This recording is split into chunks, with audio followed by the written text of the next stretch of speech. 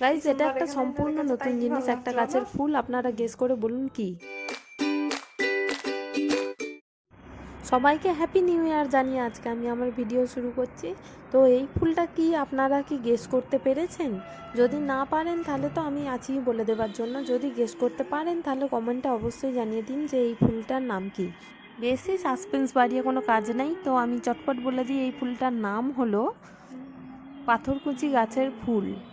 এটা হচ্ছে, আমরা অনেকেই জানি যে পাথরকুচি গাছ, যেই গাছটার পাতার থেকে আবার নতুন করে গাছ বের হয়। তো এইটা হলো সেই গাছেরই ফুল।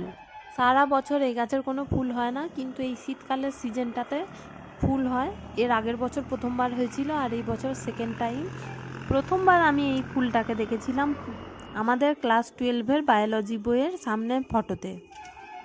টকটকে লাল রঙের খুব সুন্দর ফুলগুলো হয়। ফুলগুলোর ভেতরে অনেকটা ফাঁকা স্পেস থাকে, আর এরকম দেখতে হয় লাল টকটকে, আর থোকা থোকা ভাবে হয়। আমাদের পাথরকুচি গাছগুলো কিন্তু অনেক দিনের, ততদিন কিন্তু ফুল হয়নি। অনেক বছর হওয়ার পরে তারপরে এই আগের বছর থেকে প্রথম ফুল হচ্ছে। আমি ভাবলাম অনেকেই হয়তো দেখেননি, সেই কারণে আপনাদের সঙ্গে শেয়ার করে দিলাম। কেমন লাগলো অবশ্যই জানাবেন। আর ছাদে এসেছি যখন, আমাদের আর কি কি গাছ রয়েছে সেগুলো একটু আপনাদের সাথে শেয়ার করে নিচ্ছি। প্রথমে তো ডালিয়া গাছ দেখলেন এটা, আর এটা হচ্ছে কুমড়ো গাছ। কুমড়ো গাছের ফুল হয়েছে, এর থেকে কুমড়ো হবে। আর এইটা হচ্ছে কুমড়ো ফুল, খুবই টকটকে সুন্দর দেখতে। আমরা সবসময় গাঁদা ফুল এইসব গাছই লাগিয়ে থাকি, কিন্তু হচ্ছে কুমড়ো গাছও মা লাগিয়েছিল সাদা। আর এটা হলো গাঁদা ফুল। আগেরটা এমনি নর্মাল গাঁদা ছিল, আর এটা হলো রক্তগাঁদা। আর এইগুলো হচ্ছে নয়নতারা গাছ, যেটা ড্রাম থেকে হয়েছে। মা ড্রামে মাটি ফেলে লাগিয়েছিল, এটা নিজে নিজেই হয়ে গেছিলো। তো বিশাল গাছ হয়েছে, আপনারা দেখতেই পাচ্ছেন।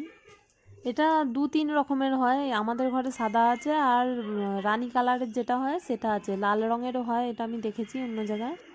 পূর্ণিমার দিন চাঁদের আলোতে খুবই সুন্দর দেখতে লাগে। আর এটা হচ্ছে ডালিয়া গাছ। ডালিয়া গাছটা একটু দেরি করে লাগানো হয়েছিল, সেই কারণে এখনও ফুল ফোটেনি। আর এইগুলো হচ্ছে কৃষ্ণ তুলসীর গাছ, আর পিছনের গাছগুলো আমার দিদি এনেছিল। আর কৃষ্ণ তুলসী গাছের এই যেগুলো দেখছেন, এগুলো হচ্ছে ফুল, এগুলোর থেকে নতুন গাছ জন্মায়। আর আমাদের ছাদে সেরকম কোনো ফুলের গাছ নাই। আর এটা হলো আমাদের ছাদ থেকে ভিউ। এখন শীতকাল, সেই কারণে একটু অন্ধকার অন্ধকার হয়ে গেছে। আর চারপাশে এরকম পায়রা ঘুরে বেড়ায় আমাদের বাড়ির চারপাশে। তো এইখানে হচ্ছে পায়রাগুলো সবসময় একসঙ্গে গোল করে রাউন্ড মেরে মেরে ঘুরে, কী করে ওরা আমি জানি না। আর এইটা হচ্ছে আমাদের মাধবীলতা গাছ, যেটার পাতাগুলো কেটে দেওয়া হয়েছে। গাছটার ডালটা কেটে ছোটো করে দেওয়া হয়েছে, কারণ পাতা ঝরে বলে। গ্রীষ্মকালে প্রচুর ফুল হয়।